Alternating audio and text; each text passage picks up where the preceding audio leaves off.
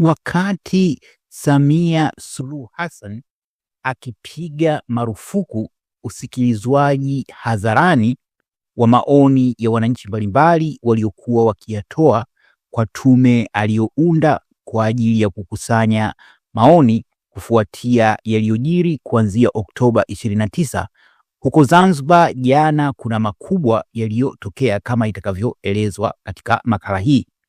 Lakini makala inaanza kwanza na hilo la tume ya kukusanya maoni kuhusiana na matukio yaliyojiri Oktoba 29, ambapo sasa inaelezwa kwamba Samia Suluhu Hassan amepiga marufuku usikilizwaji hadharani wa maoni yanayotolewa kwa tume hiyo. Na hili lilianza kujiri hapo Jumamosi, ambapo waandishi wa habari walizuiliwa kuingia katika vikao vya tume hiyo wakati wahanga wa yaliyojiri kuanzia hiyo Oktoba 29 wakiendelea kutoa ushuhuda wao. Unavyokumbuka, tume hii iliundwa na Samia akidai kuwa lengo ni kuchunguza vurugu zilizotokea wakati wa uchaguzi, kubaini chanzo chake na kutoa mapendekezo yatakayosaidia kurejesha maridhiano ya kitaifa. Sasa mwanzoni tume hii ilikuwa ikifanya vikao vyake kwa wazi na watu walikuwa wakieleza yaliyojiri na vyombo vya habari vya ndani na nje ya Tanzania viliruhusiwa kushiriki, kusikiliza na kuripoti yaliyokuwa yakijiri. Hata hivyo, watu wengi wamekuwa na maoni tofauti kuhusiana na hii tume.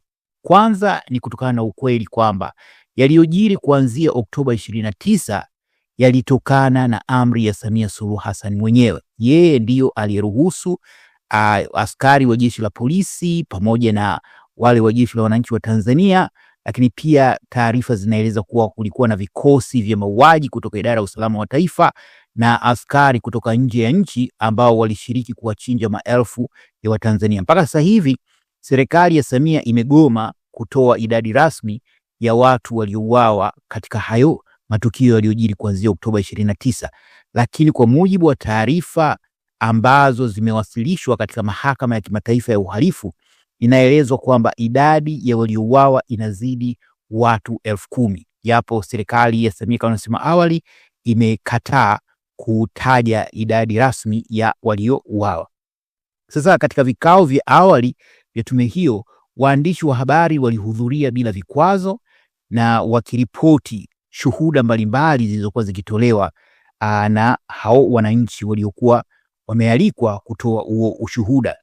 Na ripoti hizo zilisambazwa katika vyombo mbalimbali vya habari, vikatrend kwenye mitandao ya kijamii, na kwa hakika zimewaacha watu na maumivu makubwa sana. Hata hivyo, kulikuwa na shaka kuhusiana na dhamira hasa ya kuruhusu tume hiyo kwanza iruhusu ushahidi huo kurekodiwa hadharani, kwa sababu kwa kiasi kikubwa hayo yalikuwa yakiongewa. Huo ushahidi uliokuwa ukitolewa ulikuwa ukiendana na yale ambayo serikali yenyewe ilikuwa ikiyakanusha. Serikali imekanusha kwamba hakuna wananchi waliopigwa risasi, angalau imekataa kutamka rasmi kwamba kuna wananchi waliuawa kwa risasi au kuna wananchi ambao walipelekwa kwenye vyumba vya maiti mahospitalini wakiwa hai. Lakini baadhi ya shuhuda zimeeleza, mama mmoja ameeleza kwamba alipigwa risasi na alikaa mochwari kwa takriban siku 3.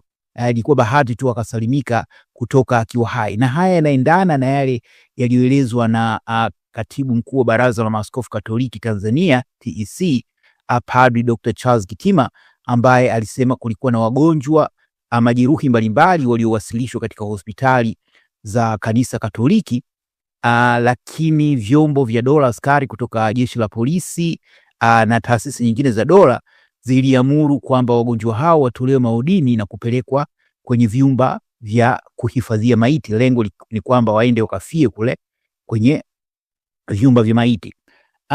Kadhalika baadhi ya wanahabari wamesema kwamba waliripoti kuhusu hiyo Jumamosi kwamba walikataliwa kuingia huko.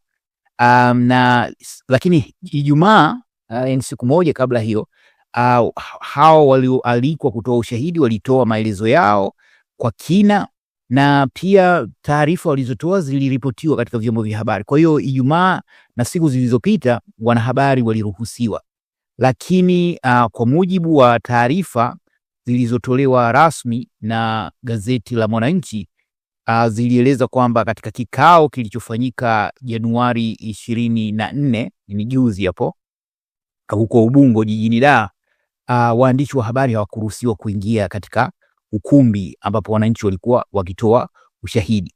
Na mmoja wa wajumbe wa tume hiyo, Profesa Ibrahim Juma, huyu mnajua alikuwa jaji mkuu wa hivi karibuni kabla ya nafasi yake kuchukuliwa na jaji mkuu mpya, amedai kwamba waandishi wa habari sasa hawataruhusiwa kuwepo wakati wa kutoa ushahidi. Na kwa mujibu wa maelezo yake, anadai kwamba uamuzi huo umefanywa kwa lengo la kuficha faragha na usalama wa mashahidi. Alidai kuwa baadhi ya waathiriwa walikuwa wanatoa simulizi nyeti zenye maelezo binafsi na athari za moja kwa moja katika maisha yao. Hivyo tume iliona ni muhimu kutoa mazingira ya faragha wakati wa kutoa ushahidi huo. Sasa hili linaleta hali ya kutofahamu, kwa sababu kama lengo lilikuwa ni hilo, kwa nini basi mwanzoni tume hiyo iliruhusu watu watoe ushahidi hadharani, kwa maana ya uwepo wa vyombo vya habari?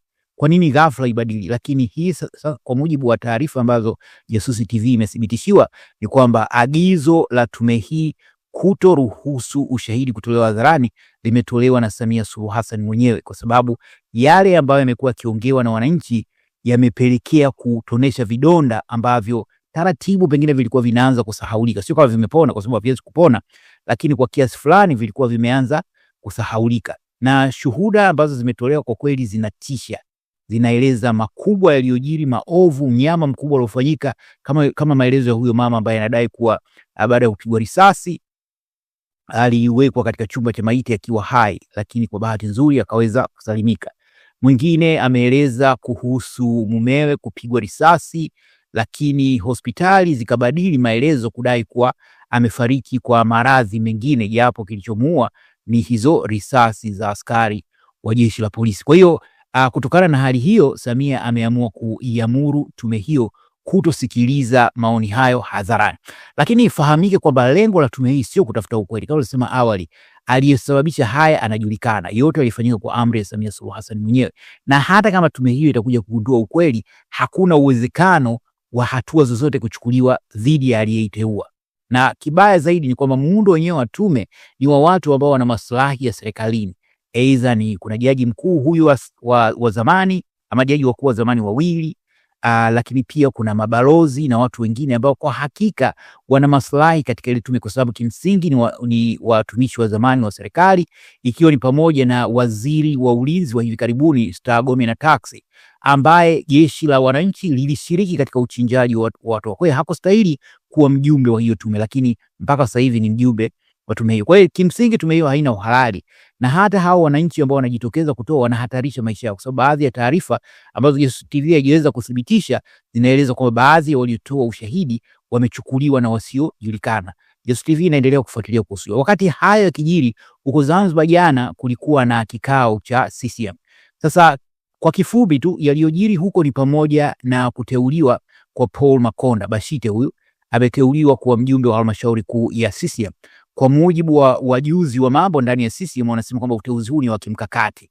Huyu bwana anaandaliwa nafasi kubwa, haijawekwa hadharani ni nafasi gani, lakini pia inaelezwa kwamba kuteuliwa kwake kunaambatana na kinachoendelea katika chama hicho, mgogoro mkubwa unaovuma kati ya Samia na makamu wake wa rais Dr. Emmanuel Nchimbi. Kwa hiyo endapo kutakuwa na lolote jipya, Jasusi TV itaendelea kuwajulisha.